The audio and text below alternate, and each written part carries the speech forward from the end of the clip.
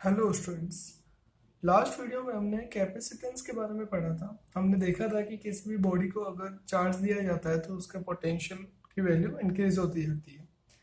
पर अब बात ही आती है कि किसी भी बॉडी को कितना चार्ज दिया जा सकता है। जैसे हमने पढ़ा था कि जो चार्ज होता है वो पोटेंशियल के डायरेक्टली प्रोपोर्शनल होता है। लेकिन अगर मैं इसका मतलब अगर मैं बॉडी का चार्ज इंक्रीज कर रहा हूँ तो उसका पोटेंशियल भी क्या हो रहा है, इंक्रीज हो रहा है। लेकिन कितना, मतलब मैं किसी बॉडी को कितना चार्ज दे सकता हूँ? क्या मैं उसको इन्फिनिटी चार्ज दे सकता हूँ?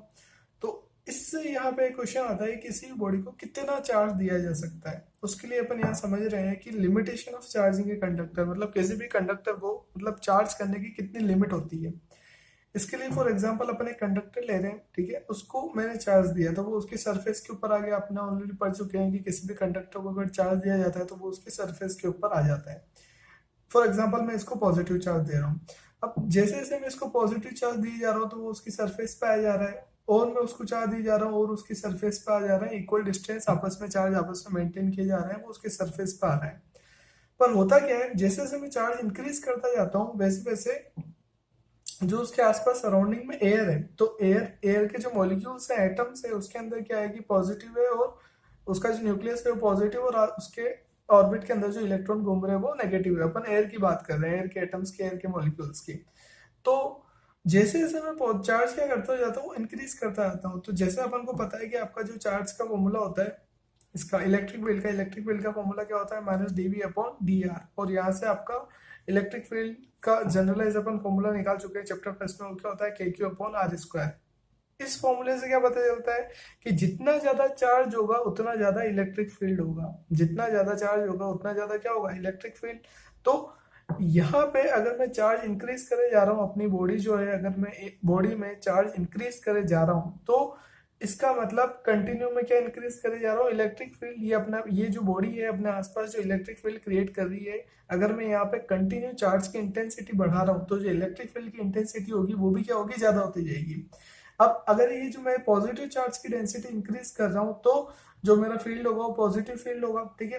अब जो एयर है, एयर के अंदर जो आपके एटम्स है, उसके जो इलेक्ट्रॉन्स है, तो वो इलेक्ट्रॉन्स, एयर के एटम्स के इलेक्ट्रॉन्स मेरे बॉडी की तरफ क्या होंगे, अट्रैक्ट होंगे। क्यों? क्योंकि मेरी बॉडी कौन सा चार्ज है, पॉजिटिव चार्ज है, और वो पॉजिटिव चार्ज क्या करेगा, उन इलेक्ट्रॉन को क्या करेगा, अपनी तरफ अट्रैक्ट करेगा। लेकिन एयर मेरे को पता है कि क्या इंसुलेटर, तो इसलिए वो इजीली आपके जो एयर के इलेक्ट्रॉन है वो इजीली मेरे बॉडी की तरफ अट्रैक्ट तो होंगे, लेकिन वो बॉडी के पास आएंगे नहीं, क्योंकि एयर क्या है, आपकी इंसुलेटर है, ठीक है।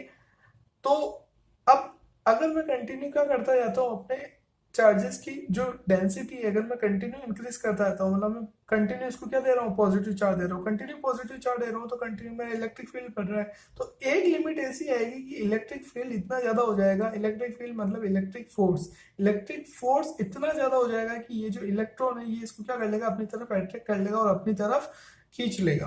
तो जैसे ही अपनी तरफ खींच लेगा तो आपका जो एयर का एटम है, एयर के एटम के अंदर पॉजिटिव सेपरेट हो गया, और जो उसका नेगेटिव है वो आपके चार्ज के साथ कंबाइन हो गया। तो उससे क्या हो गया कि जो एयर है वो आयोनाइज हो गई।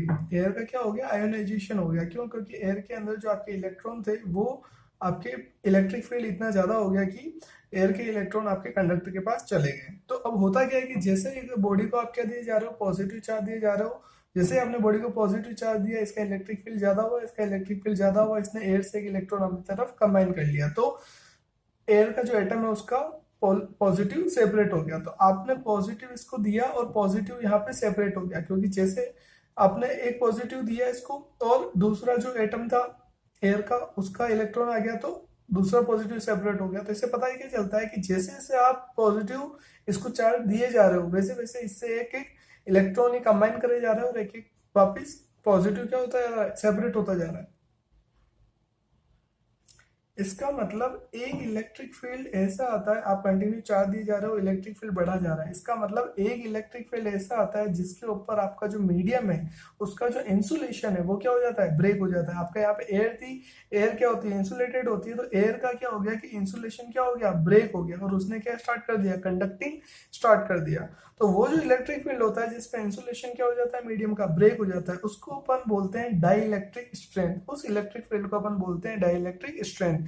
और वो जो डाई इलेक्ट्रिक स्ट्रेंथ होती है एयर के केस के अंदर उसकी वैल्यू होती है 3 × 10⁶ वोल्ट पर मीटर। मतलब जैसे ही आपकी कंडक्टिंग बॉडी के अंदर, जैसे ही आपकी कंडक्टिंग बॉडी के द्वारा जो इलेक्ट्रिक फील्ड है अगर उसकी वैल्यू कितनी हो गई 3 × 10⁶ वोल्ट पर मीटर हो जाती है तो आपकी बॉडी जो आसपास में एयर है उसको क्या कर देगी, आयोनाइज कर देगी, उसको कंडक्टिंग करना स्टार्ट कर देगी। फिर से बिल्कुल सिंपली वापस फिर से देखते हैं limitation of charging a conductor. इसका मतलब किसी भी बॉडी को अपन चार्ज कर रहे हैं तो उसका पोटेंशियल इंक्रीज हो रहा है, लेकिन किस लिमिट तक बॉडी को अपन चार्ज कर सकते हैं। तो अपन क्या देखते हैं कि जब भी अपन किसी बॉडी को चार्ज करते हैं तो एक लिमिट उसका जैसे जैसे बॉडी को चार्ज करते हैं, चार्ज अपन देते हैं तो उसका इलेक्ट्रिक फील्ड कंटिन्यू इंक्रीज होता है। एक लिमिट ऐसे आती है इलेक्ट्रिक फील्ड की, जब जैसे ही वो लिमिट क्रॉस होती है इलेक्ट्रिक फील्ड की, आसपास का जो मीडियम होता है, सराउंडिंग जो मीडियम होता है वो आयोनाइज हो जाता है। आयोनाइज हो जाता है मतलब कंडक्टिंग होना स्टार्ट हो जाता है। उसके बाद अपन जितना भी चार्ज बॉडी को देते हैं कंटिन्यू हो क्या करता है, आयोनाइज होता जाता है और बॉडी के अंदर चार्ज की क्वांटिटी उसके बाद इंक्रीज नहीं होती है। मतलब हर कंडक्टर की एक चार्जिंग की क्या होती है, लिमिट होती है। लेकिन वो लिमिट किसके लिए, हर मीडियम के लिए। जैसे अभी अपन यहाँ पे बात किसके लिए करी, एयर के लिए, कि एयर के लिए वो लिमिट ये होती है। इसका मतलब हर मीडियम के लिए आपकी जो चार्जिंग की लिमिट होती है वो क्या होती है, अलग अलग होती है। इससे एक बहुत बड़ा क्वेश्चन भी आपका सॉल्व होता है। जैसे अपन बात करते हैं कि जो कैपेसिटर होता है, ये कैपेसिटेंस होता है, वो क्या होता है, आपका एनर्जी स्टोर होती है। ठीक है, जैसे अपन ने यहाँ पे भी बात करी कि जो आपका कंडक्टर है, कंडक्टर के अपन क्या कर रहे हैं, कंडक्टर को चार्ज कर रहे हैं, या फिर ऐसे बोल सकते हैं कि अपन कंडक्टर को चार्ज कर रहे हैं, उसमें एनर्जी स्टोर कर रहे हैं। तो कंडक्टर को अपन ने चार्ज करा, या फिर ऐसे बोल सकते हो कंडक्टर के अंदर एनर्जी स्टोर करी। तो जो यूनिट की अपन बात करते हैं कि जो कैपेसिटेंस की जो यूनिट होती है, अपन ने लास्ट में पढ़ा था कि कैपेसिटेंस की यूनिट होती है फैरेड। पर अपन अगर उसको चार्ज कर रहे हैं, या फिर अगर आपका जो कैपेसिटेंस होता है वो एक एनर्जी कैरी करना होता है, तो उसकी जो यूनिट होती है वो कूलम या फिर आपकी जूल क्यों नहीं होती। ये सबसे बड़ा क्वेश्चन आता है कि आपकी जो अगर कंडक्टर आपका चार्ज को ही कैरी कर रहा है तो आपकी जो यूनिट है वो कूलम या फिर जूल क्यों नहीं है। इसको यहाँ से इजीली बहुत समझ सकते हैं अपन कैसे, कि जैसे अपन ने बात करी कि भाई अपन एयर के केस में वो जो इलेक्ट्रिक फील्ड की वैल्यू होती है वो होती है 3 × 10⁶। इसका मतलब एयर मेरा डिसाइड करेगी कि मेरे कंडक्टर के अंदर कितने पॉजिटिव चार्जेस आ सकते हैं, मेरे कंडक्टर के अंदर कितना चार्जेस कंटेन हो सकता है। लेकिन अगर मैं एयर की जगह मीडियम चेंज कर देता हूँ तो उसके वहां पे डाइलेक्ट्रिक स्ट्रेंथ ई की वैल्यू भी क्या हो जाएगी, चेंज हो जाएगी जब वो आयोनाइज होगा। तो इसका मतलब हर मीडियम के लिए मेरा जो ये डाइलेक्ट्रिक स्ट्रेंथ की जो वैल्यू होती है, हर मीडियम के लिए वो जो वैल्यू होती है वो क्या होती है, डिफरेंट। और हर मीडियम के लिए मेरे डाइलेक्ट्रिक स्ट्रेंथ की वैल्यू जो डिफरेंट होती है, तो इसका मतलब हर मीडियम के लिए मेरा जो कंडक्टर है सेम कंडक्टर है। फॉर एग्जाम्पल मैंने एक स्पीयर ले लिया, ठीक है, तो अगर मैंने एक स्पीयर ले लिया, फिक्स मटेरियल का स्पीयर ले लिया, फिक्स्ड, उसकी डायमेंशन भी फिक्स कर दी मैंने, तो स्पीयर में ले लिया फॉर एग्जांपल, उसकी मटेरियल मैंने फिक्स कर दिया फॉर एग्जांपल कॉपर का है, और उसकी अगर मैं डायमेंशन भी फिक्स कर देता हूं तो एयर के लिए उसके अंदर चार्ज अलग स्टोर होगा, वाटर के लिए उसमें चार्ज अलग स्टोर होगा, और अगर मैंने मीडियम चेंज कर दिया तो उसमें चार्ज क्या होगा, अलग स्टोर होगा। तो अगर मैं यूनिट जो होती है उसकी चार्ज के टर्म्स में, जूल के टर्म्स में रखता हूँ, तो मेरे को क्या बोलना पड़ेगा, फॉर एग्जाम्पल की जैसे स्पीयर है तो उसका कैपेसिटेंस 5 कूलम है एयर के लिए, 10 कूलम है वाटर के लिए। तो आपका कूलम और जूल क्यों नहीं रख सकते आपके इसकी कैपेसिटेंस की यूनिट, क्योंकि हर मीडियम के लिए आपका जो चार्ज होल्डिंग कैपेसिटी होती है, जिसको अपन कैपेसिटेंस बोलते हैं, हर मीडियम के लिए चार्ज होल्डिंग कैपेसिटी अलग अलग होती है। इसलिए अपन ने उसको एक जनरलाइज टर्म्स में अपन उसकी यूनिट रखते हैं, और क्या रखते हैं उसकी यूनिट, फैरेड। ठीक है, और अपन लास्ट लेक्चर में बात कर चुके हैं कि 1 फैरेड जो होता है काफी बड़ी यूनिट होती है, इसलिए अपन प्रैक्टिकल पर्पस के लिए कौन से काम में लेते हैं, माइक्रो फैरेड या मिली फैरेड। नेक्स्ट बात आती है कि ये तो बात हुई कि एक कंडक्टर के अंदर अपन कितना चार्ज होल्ड कर सकते हैं, पर अब अगर मेरे को चार्ज, अब जो चार्ज होल्डिंग कैपेसिटी होती है उसी को अपन क्या बोलते हैं, कैपेसिटेंस, की मेरी बॉडी कितना चार्ज होल्ड कर पा रही है। ठीक है, तो अब बात ये है कि जैसे अगर मेरा कोई कंडक्टर है, ठीक है, कोई कंडक्टर है जिसके पास कोई चार्ज है प्लस क्यू, तो अब अगर मैं अपने कंडक्टर के पास कोई भी पास में एक अनचार्ज बॉडी को लेके आता हूँ, जैसे यहाँ पे मेरा ए जो बॉडी है वो मेरा क्या है, कंडक्टर है, कोई प्लेन शीट ले लो, कोई भी बॉडी ले सकते हैं जिसका चार्ज कितना है, जिसके ऊपर पॉजिटिव चार्ज है। अब मैं अगर एक अनचार्ज बॉडी लेके आता हूँ, बी जो मेरी बॉडी है वो बॉडी कौन सी है, अनचार्ज बॉडी है, मतलब बी के ऊपर कोई भी चार्ज नहीं है जब मैं इसको लेके आ रहा हूँ। अब मैं क्या देखता हूँ कि ए बॉडी के पास चार्ज कौन सा है, पॉजिटिव। तो जैसे बी बॉडी को ए बॉडी के पास में लेके आता हूँ तो ए बॉडी का चार्ज पॉजिटिव है, तो बी बॉडी के ऊपर इंडक्शन अप्लाई होगा, इलेक्ट्रोस्टैटिक इंडक्शन अप्लाई होगा। इसका मतलब अगर ये पॉजिटिव है तो बी के जितने भी इलेक्ट्रॉन है सारे कहाँ आ जाएंगे, लेफ्ट हैंड साइड में आ जाएंगे। तो जितने भी इलेक्ट्रॉन है लेफ्ट हैंड साइड में आ गए, तो लेफ्ट हैंड साइड में चार्ज कौन सा हो गया, नेगेटिव। और इलेक्ट्रॉन अगर इधर आ गया तो इधर इलेक्ट्रॉन की कमी हो गई, तो यहाँ चार्ज कौन सा हो गया, राइट हैंड साइड में पॉजिटिव।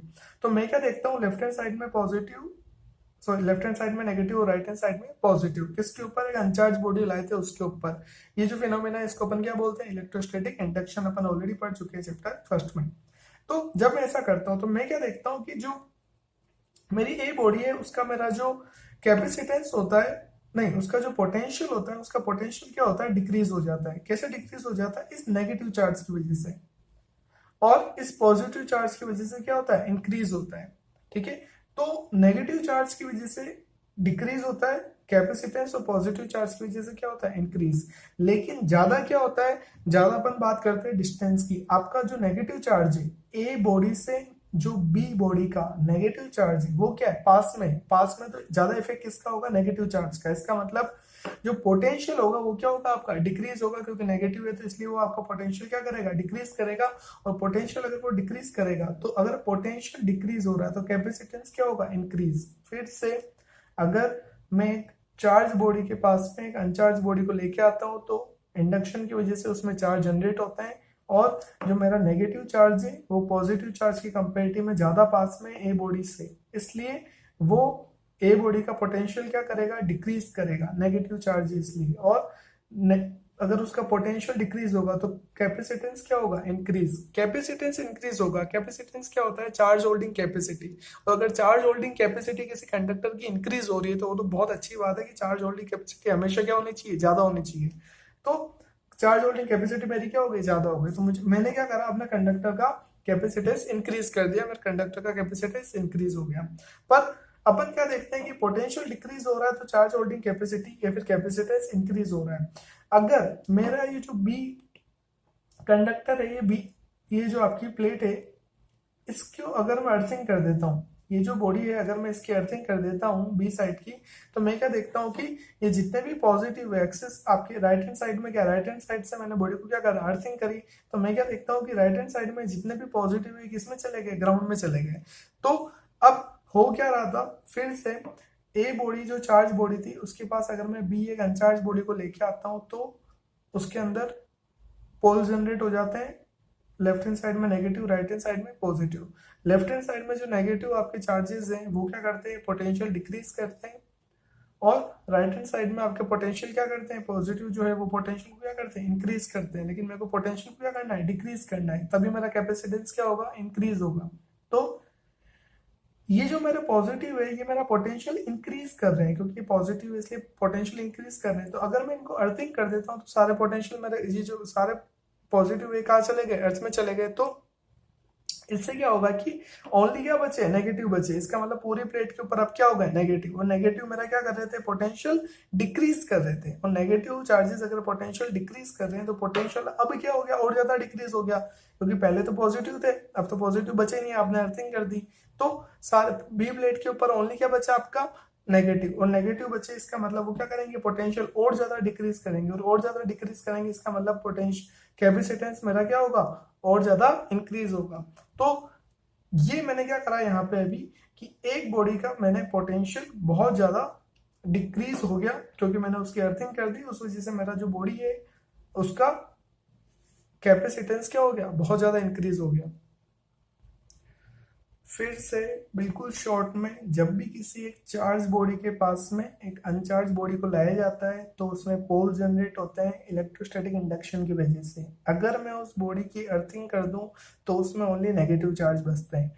नेगेटिव चार्ज मेरी बॉडी का, कंडक्टर ए का पोटेंशियल डिक्रीज करते हैं। अगर वो पोटेंशियल डिक्रीज करते हैं तो उससे मेरा कैपेसिटेंस क्या होता है, इंक्रीज होता है। तो the capacitance of an insulated conductor is considerably increased when place an earth connected conductor near it। जब भी अर्थ कनेक्टेड कंडक्टर उसके पास में क्या कर दो, प्लेस कर दो, तो उसका जो पोटेंशियल होता है वो क्या होता है, डिक्रीज हो जाता है और कैपेसिटेंस क्या होता है मेरा इंक्रीज होता है। ठीक है, sir system of two conductor is called capacitor. यही जो दो सिस्टम कंडक्टर का सिस्टम है इसी को अपन क्या बोलते हैं कैपेसिटर। तो कैपेसिटर के अंदर कितने कंडक्टर होंगे, दो। तो कैपेसिटर क्या होता है, capacitor is an arrangement of two conductor separated by insulating medium. उनके बीच में क्या एयर है तो इंसुलेटिंग कोई ना कोई क्या होना चाहिए, मीडियम होना चाहिए। That is use to store electric charge और इलेक्ट्रिक एनर्जी। तो कैपेसिटर मेरा करता क्या है, इलेक्ट्रिक चार्ज को स्टोर करता है या फिर इलेक्ट्रिक एनर्जी को स्टोर करता है। इसका जो सिंबल होता है, ये सिंबल होता है दो पैरेलल लाइंस होती है किसकी, कैपेसिटर की। और अगर उससे बीच में से कोई एक एरो निकल रहा है उसका मतलब क्या होता है कि वो जो कैपेसिटेंस है उसका कौन सा कैपेसिटेंस है, वेरिएबल कैपेसिटेंस है। अब अपन बात कर रहे हैं capacitance of a capacitor. Last video में अपन ने बात करी थी कैपेसिटेंस ऑफ ए कंडक्टर, यहाँ अपन बात कर रहे हैं कैपेसिटेंस ऑफ ए कैपेसिटर। ठीक है, तो वही अभी अपन ने बात करी कितने कंडक्टर होने चाहिए, दो कंडक्टर होने चाहिए। ठीक है, तो अगर एक क्या है पॉजिटिव है तो दूसरा क्या हो जाएगा नेगेटिव। तो एक क्या है पॉजिटिव तो दूसरा क्या है नेगेटिव। एक का चार्ज अगर प्लस क्यू है तो दूसरे का चार्ज क्या हो जाएगा माइनस क्यू। ठीक है, और एक का प्लस क्यू है तो उसका पोटेंशियल कितना हो गया प्लस वी, और दूसरा नेगेटिव तो उसका पोटेंशियल कितना हो जाएगा माइनस वी। अब अपन जानते हैं कि आपका जो चार्ज होता है वो क्या होता है डायरेक्टली प्रोपोर्शनल होता है किसके, पोटेंशियल के। तो जैसे आपका Q is directly proportional to V, तो यहाँ से क्या आ गया Q equal to C V. और सी कैपेसिटेंस की आपकी वैल्यू की फॉर्मूला कितना आ गया Q अपॉन V। अब यहाँ पे जो Q है वो क्या है चार्ज। लेकिन अब अपन क्या देखते हैं कि आपका कैपेसिटर क्या होता है, capacitor is an arrangement of two conductor. अब दो कंडक्टर है, ठीक है, एक पॉजिटिव एक नेगेटिव, तो टोटल चार्ज कितना हो गया जीरो। फिर से दो कंडक्टर है, एक पॉजिटिव एक नेगेटिव, तो टोटल चार्ज कितना हो गया कैपेसिटर का जीरो।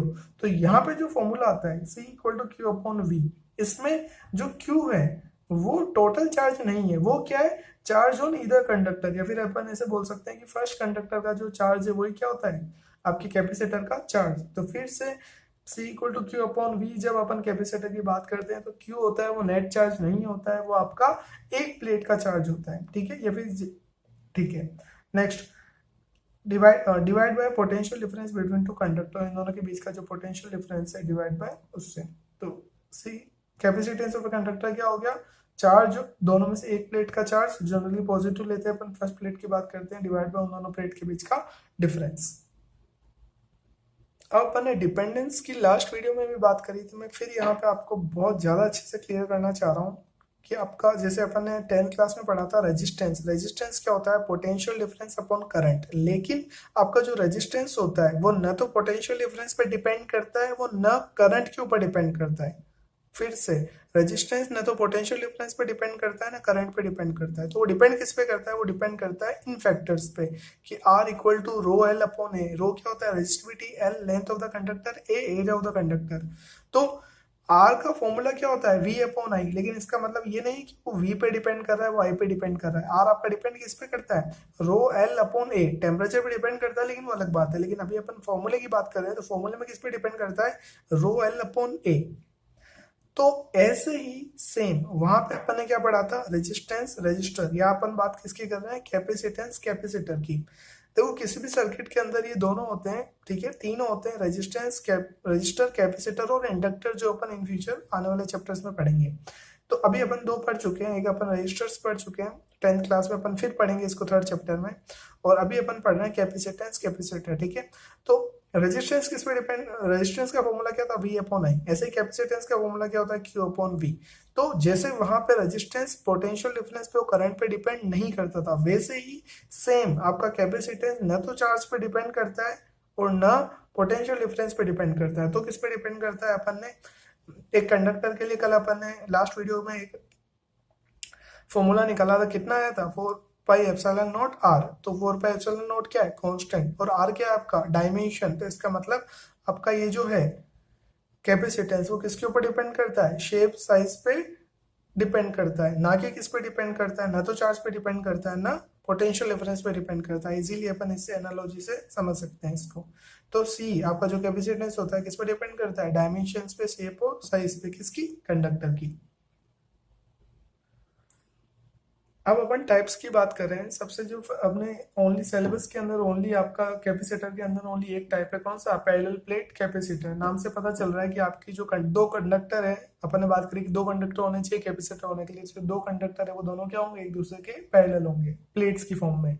तो it consist of two large parallel plane conductor plate separated by small distance. उन दोनों के बीच में क्या होगी? Small distance. ठीक है, अपन यहाँ पे कंसिडर कर रहे हैं कि आपका ए जो है, आपकी दो प्लेट है, तो दोनों जो एक एरिया है हर प्लेट का वो कितना? ए। दोनों प्लेट के बीच की जो डिस्टेंस है वो कितनी है? डी। और प्लस माइनस सिग्मा क्या? Uniform surface charge density. Surface charge density first plate की प्लस सिग्मा, सेकंड की माइनस सिग्मा। और इसके फर्स्ट प्लेट का चार्ज कितना है? Plus Q. सेकंड प्लेट का चार्ज कितना है? Minus Q. ठीक है, अब अपन क्या देखते हैं कि in the outer regions the electric field due to two charge plate cancel out, the net field is zero. अगर आपको याद होगा कि अपन फर्स्ट चैप्टर के बिल्कुल लास्ट में जब अपन ने प्लेन शीट की बात करी थी, अपन ने कंडीशन ली थी कि दो शीट है, एक का चार्ज कितना है? Plus Q. एक का चार्ज कितना है? प्लस चार्ज नहीं, एक की आपकी जो सरफेस चार्ज डेंसिटी है वो कितनी है? Plus sigma. एक की कितनी है? Minus sigma. तो अपन ने क्या देखा था कि अपन ने फिर तीन रीजन बनाया था। अगर आपको याद हो, अगर आपको नहीं पता है तो एक बार वो देख लो, अदरवाइज समझ में नहीं आएगा। ठीक है, फर्स्ट सेकेंड थर्ड। तो अपन क्या देखते हैं कि जो फर्स्ट रीजन है उसके अंदर इस प्लस की वजह से आपका जो इलेक्ट्रिक फील्ड है वो किधर है? आउटसाइड। और ये माइनस की वजह से इलेक्ट्रिक फील्ड किधर है? इनसाइड। तो टोटल नेट इलेक्ट्रिक फील्ड कितना हो गया? जीरो। ऐसे ही थर्ड रीजन के अंदर फर्स्ट आपका पॉजिटिव की वजह से किधर होगा? आउटसाइड। और वापस से नेगेटिव की वजह से फील्ड की डायरेक्शन किधर होगी? इनसाइड। तो नेट कितना हो जाएगा? जीरो। तो अपन क्या देखते हैं कि किसी भी जब ये आपका कैपेसिटर कौन सी फॉर्म में होता है? पैरेलल प्लेट की फॉर्म में होता है। तो दोनों जो आउटसाइड होती है वहां पे आपका जो फील्ड हो जाता है वो कितना हो जाता है? कैंसिल आउट होके जीरो। अब अपन बात करते हैं इनसाइड। पॉजिटिव की वजह से सेकंड फील्ड में किधर होगा? ये पॉजिटिव है तो आउटसाइड जाते हुए, और नेगेटिव है तो नेगेटिव की वजह से किधर होगा? इनसाइड आते हुए। तो अपन क्या देख रहे हैं? दोनों एरो की डायरेक्शन क्या है? सेम है। दोनों एरो की डायरेक्शन सेम है।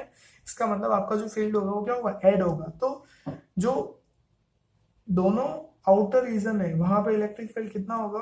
जीरो। और जो इनर रीजन है वहां पे आपका इलेक्ट्रिक फील्ड क्या होगा? ऐड होगा। अब आपको पता है कि इलेक्ट्रिक फील्ड का फॉर्मूला क्या होता है प्लेन शीट के लिए? Sigma upon two epsilon not. Upon derive कर चुके हैं इसको, sigma upon two epsilon naught. तो अब अंदर क्या हो रहा है? ऐड हो रहा है। ऐड हो रहा है मतलब फर्स्ट प्लेट की वजह से sigma upon two epsilon not, second plate की वजह से sigma upon two epsilon not. Total कितना हो गया? Sigma upon epsilon not. ठीक है, अब नेक्स्ट पोटेंशियल डिफरेंस कितना होगा दोनों प्लेट्स के बीच में? पोटेंशियल डिफरेंस का फॉर्मूला कितना है? इलेक्ट्रिक फील्ड इनटू क्या होता है? Distance between the plates. कैसे आया ये फॉर्मूला? फिर से देख लो। पोटेंशियल डिफरेंस क्या होता है आपका? Work done per unit charge. अपन ऑलरेडी पढ़ चुके हैं पोटेंशियल डिफरेंस। या पोटेंशियल क्या होता है? Work done per unit charge. Work done को क्या लिख सकते हैं अपन? Force into displacement divide by charge. Work done को क्या लिखा? Force into displacement divide by charge. ऊपर क्या आ रहा है न्यूमरेटर में? फोर्स। डिनोमिनेटर में क्या आ रहा है? चार्ज। फोर्स पर यूनिट चार्ज, इसी को अपन क्या बोलते हैं? Electric field. और मल्टीप्लाई बाय क्या हो रहा है? डिस्टेंस या डिस्प्लेसमेंट। तो इससे क्या पता चलता है अपना कि आपका जो ये आपका इलेक्ट्रिक पोटेंशियल होता है वो किसके इक्वल होता है? Electric field multiply by distance between plates. तो यहां से ये फॉर्मूला आया, पोटेंशियल बिटवीन प्लेट क्या हो जाएगा? Electric field between plate multiply by distance. ठीक है, तो अपन ऑलरेडी निकाल चुके हैं इलेक्ट्रिक फील्ड कितना निकला अपना, इन बिटवीन कितना निकला electric field? Sigma upon epsilon naught. तो अपने वैल्यू पुट कर दी, sigma upon epsilon naught multiply by D. तो ये अपना फॉर्मूला निकला किसके लिए? पोटेंशियल के लिए। अब अपन क्या निकालना चाह रहे हैं? कैपेसिटेंस निकाल रहे हैं। किसका? पैरेलल प्लेट का कैपेसिटेंस निकाल रहे हैं। तो कैपेसिटेंस का फॉर्मूला क्या होता है? Charge upon potential. तो चार्ज कितना है आपका? सरफेस चार्ज डेंसिटी के फॉर्मूले से अपन लिख सकते हैं आपका सिग्मा कितना होता है? Q upon A. यहाँ से आपका क्यू कितना हो जाएगा? Sigma into A. ठीक है, तो आपका sigma equal to Q upon A होता है, वहां से आपका क्यू कितना हो जाएगा? Sigma into A. तो क्यू की जगह अपन क्या लिख सकते हैं? Sigma into A surface charge density into area. Area किसका? प्लेट का। ठीक है, divide by V potential. Potential कितना है? Sigma D upon epsilon not. जब अपन इसको सोल्व करते हैं तो आपका सिग्मा से सिग्मा कट हो जाता है, एप्सिलॉन ऊपर चला जाता है। तो आपका फाइनली पैरेलल प्लेट कैपेसिटर का फॉर्मूला क्या आता है? Epsilon not a upon D. फिर से जो मैं पहले बताना चाह रहा था मैं फिर आपको यहाँ पे रियलाइज करवा रहा हूँ। ये देख लो, ये सी क्या होता है? कैपेसिटेंस। किस पे डिपेंड कर रहा है? एप्सिलॉन मतलब मीडियम के ऊपर डिपेंड करता है, ए मतलब एरिया, और डी मतलब उनके बीच की डिस्टेंस। इसका मतलब ओनली डायमेंशन पे डिपेंड करता है, एरिया और डिस्टेंस। एरिया किसका? प्लेट का। और डी क्या है? उन दोनों के बीच का गैप, डिस्टेंस उन दोनों के बीच की। तो ये क्या होती है? आपकी डायमेंशन हो गई। और ये आपका क्या है? मीडियम। तो इसका मतलब आपका जो कैपेसिटेंस होता है वो ओनली किसके ऊपर डिपेंड करता है, डायमेंशन के ऊपर डिपेंड करता है और मीडियम की परमेबिलिटी पे डिपेंड करता है। ठीक है, तो अभी अपन ने क्या पढ़ा, पैरेलल प्लेट कैपेसिटर पढ़ा। ठीक है, उसका फॉर्मूला आपको ध्यान रखना है, काम आता है, और ये डेरिवेशन। नेक्स्ट आपका कॉम्बिनेशन ऑफ कैपेसिटर्स। ये वैसे ही जैसे अपन ने 10th क्लास में कॉम्बिनेशन ऑफ रेजिस्टेंसेस पढ़ा था, बिल्कुल सेम है। ठीक है, फर्स्ट वही सीरीज कॉम्बिनेशन, सेकंड क्या होगा पैरेलल कॉम्बिनेशन। अगर मैं सीरीज कॉम्बिनेशन की बात करूँ तो मैं क्या देखता हूँ, ये मेरा फर्स्ट कैपेसिटर है। ठीक है, तो मेरा जो फर्स्ट की नेगेटिव प्लेट है कैपेसिटर की, वो सेकंड की पॉजिटिव से कनेक्ट होगी। ऐसे ही सेकंड की जो नेगेटिव प्लेट है वो थर्ड की पॉजिटिव से कनेक्ट होगी। मतलब एंड टू एंड कनेक्शन होते हैं सीरीज के अंदर, ये अपन को पता है बेसिक। ठीक है, अब सीरीज कॉम्बिनेशन में अपन को पता है कि जो पोटेंशियल डिफरेंस होता है वो क्या होता है, डिफरेंट होता है। याद करो 10th क्लास में बिल्कुल सेम है। सीरीज कॉम्बिनेशन में पोटेंशियल डिफरेंस क्या होता है, डिफरेंट। सीरीज कॉम्बिनेशन में पोटेंशियल डिफरेंस क्या होता है, डिफरेंट। और पैरेलल कॉम्बिनेशन में पोटेंशियल डिफरेंस क्या होता है, सेम। अपन ऑलरेडी वापस इसको थर्ड चैप्टर में फिर से पढ़ेंगे ऐसा क्यों होता है, पर अभी आपको जनरली ध्यान रखना है कि सीरीज कॉम्बिनेशन में पोटेंशियल डिफरेंस क्या होता है, डिफरेंट होता है, और पैरेलल कॉम्बिनेशन में पोटेंशियल डिफरेंस क्या होता है, सेम। तो पोटेंशियल डिफरेंस क्या होगा, तीनों का डिफरेंट होगा। तो पोटेंशियल डिफरेंस तीनों का डिफरेंट होगा तो अपन निकाल सकते हैं इजीली इसके कैपेसिटेंस वाले फॉर्मूले से। आपका सी क्या होता है, सी इक्वल टू क्या होता है आपका क्यू अपॉन वी। वहां से आपका क्यू वी क्या निकल जाएगा, क्यू अपॉन सी। तो अब पोटेंशियल डिफरेंस डिफरेंट है तो क्या हो जाएगा, वी वन क्या हो जाएगा, क्यू अपॉन सी वन। ऐसे ही V two Q upon C two, और ऐसे ही वी थ्री कितना हो जाएगा, Q upon C three. Q one Q two Q three नहीं होगा, पोटेंशियल डिफरेंस डिफरेंट है, चार्ज सेम है। मैं फिर बोल रहा हूँ, पोटेंशियल डिफरेंस जो है वो क्या है, डिफरेंट है, और आपका जो चार्ज है वो क्या है, सेम। ये आपको याद रखना है किसमें, सीरीज में। ठीक है, तो इसलिए आपका Q1 Q2 Q3 नहीं होगा। तो V1 क्या होगा, Q अपॉन C1, ऐसे V2 Q upon C2, V3 equal to Q upon C3। ऐसे ही for series circuit the sum of the potential difference must be equal to applied potential difference. मतलब आपका ये पोटेंशियल डिफरेंस डिफरेंट है, ठीक है, लेकिन टोटल पोटेंशियल कौन देती है, बैटरी, ये सोर्स जो होता है। तो टोटल पोटेंशियल कितना होगा, जो सोर्स का बैटरी का पोटेंशियल होगा। अपन ने एज्यूम करा कि बैटरी का पोटेंशियल कितना है, V। तो V इक्वल टू क्या हो गया, V1 plus V2 plus V3। तीनों की अपन ने यहाँ से वैल्यूज पुट यहाँ पे कर दी। ठीक है, तीनों में कॉमन आ रहा है क्या, Q कॉमन आ रहा है तीनों में। अपन ने तीनों में Q कॉमन ले लिया। इन तीनों में ये जो Q कॉमन आ रहा है इसको कॉमन लेके अपन ने कहा V के नीचे डाल दिया। तो V upon Q, 1/C1, 1/C2, 1/C3। अगर आपका, अब अपन क्या निकाल रहे हैं, इक्विवेलेंट कैपेसिटेंस निकाल रहे हैं अपन। इक्विवेलेंट कैपेसिटेंस निकाल रहे हैं पूरे सर्किट का। तो एज्यूम कर रहा हूं मैं कि पूरे सर्किट का कैपेसिटेंस कितना है, CS। तो if CS is the equivalent capacitance of the series combination, then CS क्या, आपका C जनरली फॉर्मूला क्या होता है, Q अपॉन V। तो V क्या है, पूरे सर्किट का पोटेंशियल डिफरेंस, और Q क्या है, पूरे सर्किट का चार्ज, जो कि ऑलरेडी क्या है, सेम है। तो CS क्या निकल गया, Q अपॉन V। और अब मेरे यहाँ पे इक्वेशन 1 में क्या आ रहा है, V अपॉन Q, और मेरा CS क्या निकला, Q अपॉन V। तो मैंने क्या कर लिया, इसको 1 से डिवाइड कर लिया दोनों साइड। तो क्या हो गया, 1 अपॉन CS इक्वल टू क्या हो गया, V अपॉन Q। तो मैं ये जो V अपॉन Q है, या इसकी वैल्यू यहाँ पे रख सकता हूँ। क्या रख सकता हूँ, 1 अपॉन CS। तो 1 अपॉन CS इक्वल टू क्या हो गया, 1 upon C1 plus 1 upon C2 plus 1 upon C3। बिल्कुल सही है। वहां पे अपन जब रेजिस्टेंस का फॉर्मूला निकालते थे तो वहां पे रेजिस्टेंस का फॉर्मूला सीरीज के अंदर क्या आता था, R equal to R1 plus R2 plus R3। लेकिन यहाँ पे ऐसा नहीं है, यहाँ पे अपोजिट आएगा। क्या कि सीरीज के अंदर जो फॉर्मूला होगा वो क्या आएगा, 1 upon CS equal to 1 upon C1 plus 1 upon C2 plus 1 upon C3। मतलब जो इक्विवेलेंट रेजिस्टेंस है उसका रेसिप्रोकल क्या होगा, इंडिविजुअल आपका जो इक्विवेलेंट कैपेसिटेंस है उसका जो इक्विवेलेंट का फॉर्मूला होगा कैपेसिटेंस का, वो क्या होगा, इंडिविजुअल जो कैपेसिटेंस है उनके रेसिप्रोकल का सम। इसका मतलब जो इक्विवेलेंट कैपेसिटेंस होगा वो स्मॉलर होगा किससे, सबसे छोटे जो आपका कैपेसिटेंस होगा उससे भी कम होगा। यही होता है किसमें, पैरेलल में। अब अपन बात करें किसकी, सीरीज की। अभी सीरीज की बात करिए, अपन बात कर रहे हैं किसकी, पैरेलल की। अब पैरेलल के अंदर जैसे आपका सीरीज में क्या सेम होता है, चार्ज सेम होता है, तो पैरेलल के अंदर आपका जो पोटेंशियल डिफरेंस होता है वो क्या होता है, सेम, और आपका जो चार्ज होता है वो क्या होता है, डिफरेंट। तो मैंने एक सर्किट बनाया, ठीक है, उसमें मैंने 3 आपके क्या बनाए, कैपेसिटर बनाए, C1 C2 C3। ठीक है, तो तीनों के अंदर क्या होगा, मेरा जो चार्ज होगा वो क्या होगा, डिफरेंट, और जो मेरा पोटेंशियल डिफरेंस होगा वो क्या होगा, सेम होगा।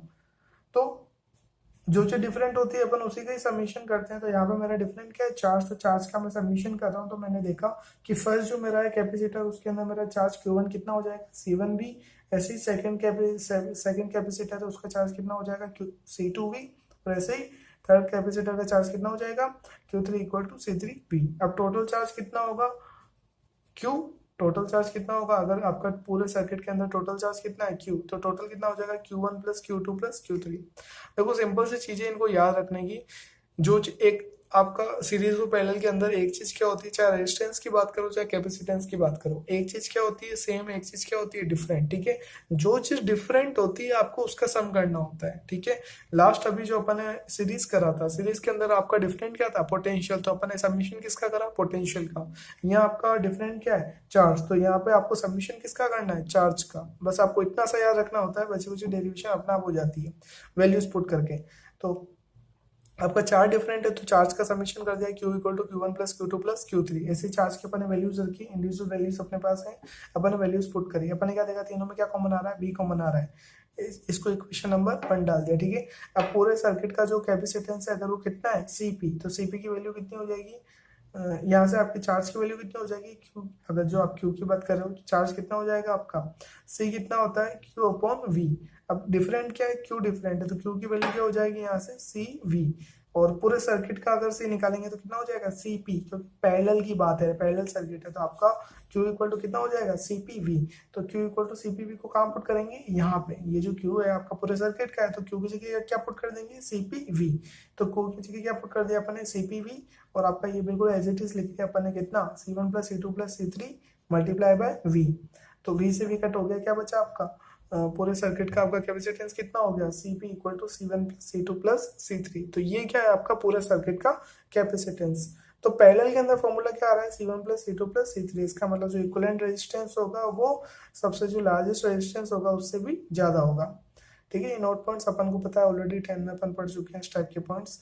और तो कुल मिला के आपको ध्यान में क्या रखना है कि सीरीज के अंदर जो आपका फॉर्मूला होता है वो क्या होता है, 1/CS equal to 1/C1 plus 1/C2 plus 1/C3। किसका, सीरीज का। और अगर और ज्यादा है उससे तो और ज्यादा भी हो सकते हैं। और पैरेलल के अंदर के इक्विवेलेंट कैपेसिटेंस का फॉर्मूला क्या होता है, CP equal to C1 plus C2 plus C3। और अगर ज्यादा होते हैं तो उससे भी dot dot dot CN। Next topic है अपना एनर्जी स्टोर्ड इन कैपेसिटर। मतलब आपके कैपेसिटर के अंदर जो आप बात कर रहे हो कि भाई आप चार्ज कलेक्ट कर रहे हो, एनर्जी स्टोर कर रहे हो, तो वो एनर्जी स्टोर कैसे होती है, किस फॉर्म में होती है और क्यों होती है, वो अपन यहाँ पे डिटेल में समझ रहे हैं बहुत। कि स्टार्ट कर रहे हैं, the process of charging of the capacitor involve the transferring of electric charges from one plate to other. इसका मतलब अगर आप बोल रहे हो कि आप कैपेसिटर को चार्ज कर रहे हो, इसका मतलब आप कर क्या रहे हो, आपके पास दो प्लेट है, प्लेट 1 2। ठीक है, तो आप एक्चुअल में कर क्या रहे हो, आप एक सेकंड प्लेट से चार्ज उठा उठा के कहां पे लेके आ रहे हो, फर्स्ट प्लेट पे लेके आ रहे हो। ठीक है, तो किसी भी कैपेसिटर को चार्ज करने का मतलब क्या है कि आप इलेक्ट्रॉन्स को, चार्ज को ट्रांसफर कर रहे हो कहां से, एक प्लेट से दूसरी प्लेट पे। ठीक है, तो एक प्लेट से दूसरी प्लेट पे मैं चार्ज को क्या कर रहा हूँ, ट्रांसफर कर रहा हूँ। तो अब एक प्लेट पे चार्ज था, ठीक है, उससे मैंने उसको दूसरी प्लेट पे रखा। फॉर एग्जाम्पल आप इसको बहुत इजीली तरीके से कैसे समझ सकते हो, ये समझ लो ये आपकी दो प्लेट है, ये प्लेट 1 ये प्लेट 2। ठीक है, अगर दोनों प्लेट अनचार्ज है, ठीक है, इनके पास कोई चार्ज नहीं है, अगर मैं प्लेट 1 से कुछ चार्ज लेके, सॉरी प्लेट 2 से अगर मैं कुछ चार्ज लेके प्लेट 1 पे उसको कर देता हूं, तो होगा क्या कि अगर मैंने प्लेट 2 से कोई चार्ज प्लेट 1 पे रख लिया, तो जितना यहाँ पे चार्ज आएगा उसका ही अपोजिट चार्ज कहाँ जाएगा, प्लेट 2 पे। तो जैसे मैंने आपका कुछ चार्ज 2 से लेके 1 पे रख दिया, तो यहाँ पे जितना माइनस होगा यहाँ पे उतना क्या हो जाएगा, प्लस हो जाएगा। तो मैं प्लेट 2 से पॉजिटिव चार्ज उठा उठा के कहाँ रख रहा हूँ, प्लेट 1 पे। तो प्लेट 1 पे अगर पॉजिटिव चार्ज रख रहा हूँ तो पॉजिटिव चार्ज आ जाएगा, और जितना पॉजिटिव इस पे आएगा उतना ही नेगेटिव इस पे आ जाएगा। फिर से दोनों प्लेट इनिशियली अनचार्ज है, मैं प्लेट 2 से पॉजिटिव चार्ज लेके प्लेट 1 पे रख रहा हूँ। तो जितना चार्ज मैं 2 से 1 पे रखूंगा उतना ही 1 के ऊपर क्या आएगा, पॉजिटिव, और उसका ही अपोजिट नेगेटिव किसके ऊपर आ जाएगा, 2 के ऊपर। मतलब दोनों प्लेट्स के ऊपर चार्ज क्या होंगे, इक्वल और अपोजिट। तो अब इसको समझ कैसे सकते हैं कि अपन सेकंड प्लेट से फर्स्ट प्लेट के ऊपर चार्ज को क्या कर रहे हैं, ट्रांसफर कर रहे हैं। अब अगर आप चार्ज को ट्रांसफर कर रहे हो तो आप क्या कर रहे हो, वर्क डन। तो एक प्लेट से दूसरी प्लेट पे चार्ज को ट्रांसफर करने में जो वर्क डन होता है वो सेव हो जाता है उसकी पोटेंशियल एनर्जी में, और उसी को ही हम कैपेसिटर के अंदर एनर्जी स्टोर की फॉर्म में नाम देते हैं। फिर से, एक प्लेट से दूसरी प्लेट पे चार्ज जब अपन स्टोर करते हैं तो अपन को वर्क डन करना पड़ता है, और वो जो वर्क डन होता है वही सेव हो जाता है उसकी पोटेंशियल एनर्जी की, इलेक्ट्रिक पोटेंशियल एनर्जी की फॉर्म में, जिसको हम बोलते हैं कि हमारे कैपेसिटर के अंदर एनर्जी स्टोर हो गई। ठीक है, तो किसी भी consider a capacitor of capacitance initially its two plate are uncharge. Initially, फिर बोल रहा हूँ, इनिशियली आपकी जो कैपेसिटर की प्लेट क्या है, अनचार्ज है। ठीक है, अब आप एक प्लेट से बिल्कुल थोड़ा थोड़ा सा, बिल्कुल अपन बोलते हैं ना इन्फिनिटी क्लोज, इतना चार्ज आप क्या कर रहे हो, ट्रांसफर कर रहे हो एक प्लेट से दूसरी प्लेट में। ठीक है, तो suppose at any instant the plates 1 and 2 have charges q dash and minus q dash respectively. तो किसी भी इंस्टेंट के ऊपर आपका जो फर्स्ट प्लेट है उसके ऊपर चार्ज कितना है, क्यू डैश। अब ऑब्वियसली बात है, फर्स्ट के ऊपर क्यू डैश है तो सेकंड के ऊपर कितना हो गया, माइनस क्यू डैश। ठीक है, तो अब आप क्या कर रहे हो, डी क्यू चार्ज को क्या कर रहे हो, ट्रांसफर कर रहे हो। अभी एट प्रेजेंट टाइम फिर से एक प्लेट के ऊपर चार्ज कितना है, क्यू डैश, दूसरे के ऊपर कितना है, माइनस क्यू डैश। ठीक है, अब आप माइनस इस सेकंड प्लेट से डी क्यू डैश चार्ज, थोड़ा सा, डी मतलब differential, D Q dash charge second plate से फर्स्ट प्लेट पे ट्रांसफर कर रहे हो। तो इस प्लेट में चार्ज क्या हो गया, कम हो गया।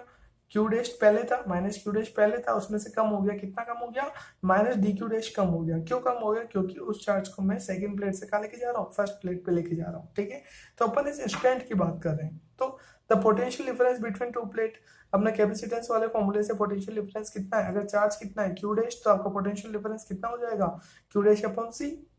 ठीक है, अगर चार्ज आपका कितना है, क्यू डैश, अभी अपन ने बात करी किसी भी इंस्टेंट के ऊपर, जब आप क्यू डैश चार्ज को क्या कर रहे हो, ट्रांसफर कर रहे हो, तो उस मोमेंट में उन दोनों के बीच में जो पोटेंशियल डिफरेंस है वो कितना है, आपका C कितना होता है, Q अपॉन V। यहाँ से आपका V कितना निकल जाएगा, Q अपॉन C।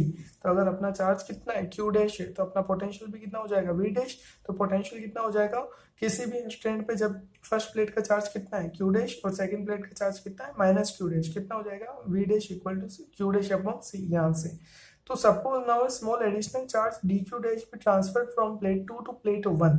मतलब अभी इनिशियली ये दोनों अनचार्ज थी, मैं दोनों में सेकेंड प्लेट से फर्स्ट प्लेट में चार्ज ट्रांसफर कर रहा हूँ। ठीक है, तो किसी भी इंस्टेंट पे अगर फर्स्ट प्लेट का चार्ज क्यू डैश है और सेकेंड प्लेट का चार्ज माइनस क्यू डैश है, ठीक है, तो उस टाइम पे उनका पोटेंशियल कितना है, क्यू डैश अपॉन सी। अब मैं डी क्यू डैश चार्ज को सेकेंड प्लेट से फर्स्ट प्लेट में ट्रांसफर कर रहा हूँ, सेकेंड प्लेट से फर्स्ट प्लेट में डी क्यू डैश चार्ज को। तो मेरे को क्या करना पड़ेगा, वर्क डन करना पड़ेगा। वर्क डन क्या होता है, अपन ऑलरेडी पढ़ चुके हैं पोटेंशियल में कि क्या होता है वर्क डन, आपका पोटेंशियल इनटू चार्ज। पोटेंशियल कितना है, अभी अपन ने निकाला, कितना पोटेंशियल है दोनों प्लेट के बीच में, वी डैश। तो वी डैश इनटू किसको, इनटू चार्ज। चार्ज किसको, जिसको ट्रांसफर कर रहा हूँ, किसको ट्रांसफर कर रहा हूँ, डी क्यू डैश को। तो v into D Q dash, v की वैल्यू क्या है, क्यू डैश अपॉन सी की। तो v की वैल्यू अपन ने यहाँ से ऊपर रख दी, क्यू डैश अपॉन सी। तो अब ये क्या मैं था, मेरा स्मॉल वर्क डन। ऐसे ही टोटल वर्क डन कर रहा हूँ मैं, क्या कर रहा हूँ, चार्ज ट्रांसफर कर रहा हूँ क्यू, किससे, प्लेट से प्लेट 1 पे।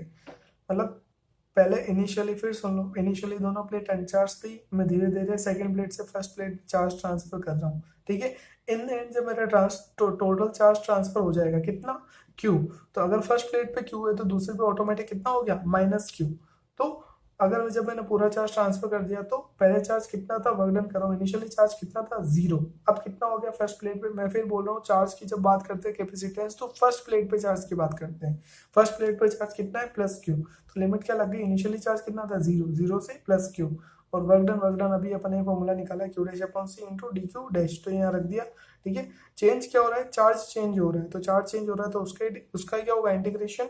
तो क्यू डी क्यू के रेस्पेक्ट में क्या हो जाएगा, क्यू डैश स्क्वायर अपॉन 2। ये सी का वैसे का वैसे सी है। जब लिमिट पुट करते हैं, अपर लिमिट कितनी है, क्यू, लोअर लिमिट कितनी है, 0। तो आपका फाइनली जब लिमिट पुट करने के बाद क्या आता है, 1/2 क्यू स्क्वायर अपॉन सी। तो ये अपने क्या निकली, एनर्जी निकली, क्योंकि यही वर्क डन क्या होता है, स्टोर हो जाता है किसमें, in the form of energy, किसकी, कैपेसिटर की, क्योंकि अपन कैपेसिटर की एनर्जी की बात कर रहे हैं। तो ये अपना फाइनली कैपेसिटर के अंदर एनर्जी फॉर्मूला क्या आया, 1/2 Q स्क्वायर अपॉन C, ठीक है। और इसमें अपन जब अपने कैपेसिटेंस वाले फॉर्मूले से वैल्यूज पुट करते हैं तो अपने दो फॉर्मूले और आ जाते हैं। एक बार अपन Q की वैल्यू पुट करते हैं, एक बार अपन C की वैल्यू पुट करते हैं। तो इस फॉर्मूले से अपन पुट करते हैं तो ये अपना अभी फॉर्मूला आया है यहाँ से। इसमें अगर एक बार अपन ने Q की वैल्यू पुट करी यहाँ से तो एक फॉर्मूला, और C की और इसकी, ये आपका मेन फॉर्मूला है, ठीक है। उसमें एक बार अपन ने Q की वैल्यू पुट करी तो एक फॉर्मूला आ जाएगा, और C की वैल्यू पुट करी तो दूसरा फॉर्मूला आ जाएगा अपने जनरल कैपेसिटेंस वाले फॉर्मूले से, ठीक है। तो अब ये तो बात हुई किसकी, कैपेसिटी, इसकी पोटेंशियल एनर्जी की किसी भी कैपेसिटर में। लेकिन अगर आपके जो कैपेसिटर है अगर वो सीरीज में कनेक्ट हुए तो सीरीज में एनर्जी का, अगर वो आपके जो कैपेसिटेंस है वो सीरीज में कनेक्ट हुए तो सीरीज के अंदर जब वो कनेक्ट होंगे तो कॉम्बिनेशन की पोटेंशियल एनर्जी का फॉर्मूला क्या हो जाएगा, अपन सिंपली पुट कर रहे हैं अपन इस फर्स्ट वाले फॉर्मूले से। क्यों, क्योंकि 1/c आ रहा है, 1/c, तो अपना फॉर्मूला 1/c से स्टार्ट होता है, इसलिए अपन ने सेकंड वाला फर्स्ट वाला फॉर्मूला काम में लिया। ऐसे ही जब पैरेलल आपस में रजिस्टर आपके कैपेसिटेंस पैरेलल में कनेक्ट हो तो पूरे सिस्टम की जो पोटेंशियल एनर्जी होगी वो कितनी होगी, अपन सेकंड वाला फॉर्मूला काम में ले रहे हैं क्योंकि सी आपका किस में आ रहा है, न्यूमरेटर में आ रहा है। और वो फॉर्मूला क्या होता है, C=C1+C2+C3, ठीक है। तो जब सीरीज में होगा तो फर्स्ट वाला फॉर्मूला, और पैरेलल में होगा तो सेकंड वाला फॉर्मूला अपने इजीनेस के लिए। तो अभी अपन ने क्या निकाला, एनर्जी निकाली किसके अंदर की, किसी भी कैपेसिटर के अंदर एनर्जी स्टोर कितनी होती है, क्या फॉर्मूला आता है उसका, 1/2 Q² C। नेक्स्ट अपना एनर्जी डेंसिटी अपन इलेक्ट्रिक फील्ड। इसका मतलब एनर्जी डेंसिटी क्या होती है वो अपन जानते हैं यहाँ पे थोड़ा सा। वही अपनी जो एनर्जी थी, एनर्जी की अभी अपन ने बात करी कि एनर्जी स्टोर हो रही है, तो वो एनर्जी स्टोर पर वॉल्यूम में कितनी होती है उसका अपन फॉर्मूला निकालते हैं। तो जो एनर्जी स्टोर होती है पर वॉल्यूम में, जितनी एनर्जी स्टोर होती है आपके कंडक्टर के अंदर पर वॉल्यूम में जितनी एनर्जी स्टोर होती है उसको क्या बोलते हैं, एनर्जी डेंसिटी। तो when a capacitor is charge, work done in the charging process has be used in creating electric field. अब जब भी आप क्या कर रहे हो, आपकी दो प्लेट्स है, आपने क्या करा, उसको चार्ज करा, मतलब एक क्या हो गई प्लस क्यू, एक क्या हो गई माइनस क्यू। तो आपने जो वर्क डन करा उससे क्या हो गया कि प्लस से माइनस क्या हो गया, इलेक्ट्रिक फील्ड क्रिएट हो गया। तो आपने जो वर्क डन करा वो जनरली क्या काम आया, इलेक्ट्रिक फील्ड को क्रिएट करने में काम आया। आपने जो वर्क डन करा एक प्लेट से दूसरी प्लेट पर आपने चार्ज ट्रांसफर करा तो प्लस टू माइनस क्या हो गया, आपका इलेक्ट्रिक फील्ड क्रिएट हो गया। तो आपने जो वर्क डन करा उसने क्या करा, क्रिएट करा किसको, इलेक्ट्रिक फील्ड को। तो thus the presence of an electric field implies the stored energy। इसका मतलब अगर आपका इलेक्ट्रिक फील्ड है कैपेसिटर के बीच में, इसका मतलब वहां पे क्या है, पोटेंशियल एनर्जी है। और the energy stored in electric field, इसका मतलब वर्क डन कर रहे हो तो इलेक्ट्रिक फील्ड क्रिएट हो रहा है, और वर्क डन क्या होता है आपका पोटेंशियल एनर्जी। इसका मतलब इलेक्ट्रिक फील्ड जो आपकी जो पोटेंशियल एनर्जी है वो कहाँ पे स्टोर हो रही है, इलेक्ट्रिक फील्ड में स्टोर हो रही है। तो the capacitance of parallel plate capacitor, parallel plate capacitor का आपका फॉर्मूला भी अपन ने निकाला था, डिराइव करा था कि पैरेलल प्लेट कैपेसिटर का फॉर्मूला आपका कितना होता है कैपेसिटेंस का, ε0A/d। तो अपन उसी में थोड़ा मॉडिफिकेशन कर रहे हैं। Sigma is the surface charge density on the capacitor plate, then electric field between capacitor plate। Electric field का फॉर्मूला क्या होता है अपना, आपकी जो शीट होती है जनरली, आपका जो प्लेट होती है, प्लेट के अंदर इलेक्ट्रिक फील्ड का अभी अपन ने करा कि आपकी जो कैपेसिटर है, तो जो पैरेलल प्लेट कैपेसिटर अभी अपन ने पढ़ा, तो पैरेलल प्लेट कैपेसिटर के मिड के अंदर इलेक्ट्रिक फील्ड का फॉर्मूला आपका मिड में कितना आ रहा था, σ/ε0। ये क्या है, सबसे पहले क्या करा, कैपेसिटेंस किसका, पैरेलल प्लेट कैपेसिटर का कैपेसिटेंस। और यहाँ पे अपन ने क्या निकाला, इलेक्ट्रिक फील्ड किसका, वही जो प्लेट होती है दो प्लेट के बीच में, साइडों में तो जीरो हो जाता है, बीच में कितना होता है, σ/ε0। यहाँ से अपन सिग्मा की वैल्यू निकालते हैं, कितनी आती है सिग्मा की वैल्यू, ε0 इंटू, अब क्या निकाल रहे हैं, चार्ज ऑन द इधर plate of the capacitor, plate के दोनों साइड में दोनों प्लेट के ऊपर चार्ज कितना है, क्यू, क्यू को अपन क्या बोल सकते हैं, सिग्मा इंटू ए। सिग्मा की वैल्यू अपन ऑलरेडी निकाल चुके हैं, कितनी, ε0 E। सिग्मा की वैल्यू कितनी है, ε0 E मल्टीप्लाई बाय ए, ठीक है। तो ये अपन ने सारी वैल्यूज निकाली। सबसे पहले किसकी वैल्यू निकाली अपन ने, कैपेसिटेंस की, उसके बाद में इलेक्ट्रिक फील्ड की, और उसके बाद में चार्ज की। ये सारी क्यों काम आ रही है, मैं अपन फिर बात कर रहे हैं, अपना टॉपिक क्या है, energy density of an electric field. Energy density मैंने फिर अभी आपको बताया, एनर्जी डेंसिटी क्या होती है, energy store per unit volume, कि पर यूनिट वॉल्यूम में कितनी एनर्जी स्टोर हो रही है, ठीक है। तो आपकी एनर्जी स्टोर का अभी अपने फॉर्मूला निकाला, फॉर्मूला कितना आया, Q²/2C। अभी जस्ट अपन ने जो एनर्जी स्टोर का फॉर्मूला निकाला वो क्या आया, Q²/2C। तो अपन यहाँ पे एक तो चार्ज की वैल्यू पुट कर रहे हैं Q, ठीक है, क्या है कि इसकी वैल्यू एप्सिलॉन नॉट ई ए, तो इसकी अपन ने वैल्यू यहाँ पे पुट करी तो क्या हो गया, इसका स्क्वायर डिवाइड बाय 2 इंटू सी। सी क्या है आपका कैपेसिटेंस, किसकी बात कर रहे हैं, पैरेलल प्लेट की, तो उसका कैपेसिटेंस का फॉर्मूला यहाँ पे पुट कर दिया। जब इसको सोल्व करते हैं तो आपका फॉर्मूला क्या होता है, 1/2 epsilon not E square A D. अब अपन को पता है कि ए डी, ए क्या है एरिया प्लेट का, और डी क्या है उन दोनों प्लेट के बीच के डिस्टेंस। इसका मतलब ये कैपेसिटर के बीच में क्या हो गया, वॉल्यूम। तो इसका मतलब एडी जो है आपका क्या है, वॉल्यूम है किसका, कैपेसिटर बिटवीन टू प्लेट के बीच का वॉल्यूम। तो अपन अगर इसको मैं यूनिट डाल देता हूँ कि अगर मैं बात करूँ कि अब ये जो है आपका, यही आपका क्या होता है एनर्जी डेंसिटी या फिर एनर्जी स्टोर। तो एनर्जी स्टोर जो है आपका, एक फॉर्मूला उसका क्या निकला है, Q²/2C। एक फॉर्मूला क्या निकल रहा है, half epsilon not E square A D. तो ये क्या एनर्जी स्टोर, अब एडी तो आपका क्या है वॉल्यूम, तो उसको वॉल्यूम की टर्म में डिफाइन कर रहा हूँ। तो एनर्जी स्टोर जो होती है वॉल्यूम की टर्म्स में, जो एनर्जी स्टोर होती है उसी को अपन क्या बोलते हैं, एनर्जी डेंसिटी। फिर से पर यूनिट वॉल्यूम के अंदर जितनी एनर्जी स्टोर होती है, पर यूनिट वॉल्यूम के अंदर जितनी एनर्जी स्टोर होती है उसी को क्या बोलते हैं, एनर्जी डेंसिटी। और पर यूनिट वॉल्यूम है मतलब आपका एडी से डिवाइड हो जाएगा, वॉल्यूम से डिवाइड हो जाएगा। तो एनर्जी जो आ रही है उसमें किसका डिवाइड कर दिया, वॉल्यूम का डिवाइड कर दिया। तो फाइनली आपका फॉर्मूला कितना आता है एनर्जी डेंसिटी का, half E not is E square. तो अभी अपन ने क्या पढ़ा एनर्जी डेंसिटी के बारे में, जिसका फाइनल फॉर्मूला क्या आता है आपका, small U equal to half E not E square. Thank you.